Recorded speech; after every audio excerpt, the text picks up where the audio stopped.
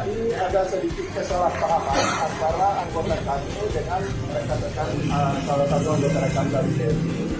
Kemudian masalah ini sudah diselesaikan sebagaimana tadi rekan-rekan sendiri sudah lihat bahwa di antara mereka juga sudah saling salam dan sudah saling memaafkan. Di sini juga ada komandannya langsung, kemudian ada Kapolresta sebagai komandan di antara teman-teman dari lalu lintas ini.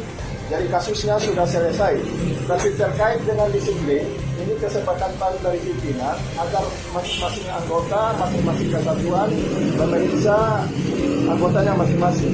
Apabila ada yang menyalahi disiplin, maka akan diproses sesuai dengan ketentuan yang berlaku. Kalau masalah sampai malam ini sudah selesai, rekan-rekan sendiri sudah melihat tadi di antara mereka sudah saling salaman dan bahkan saling berangkulan.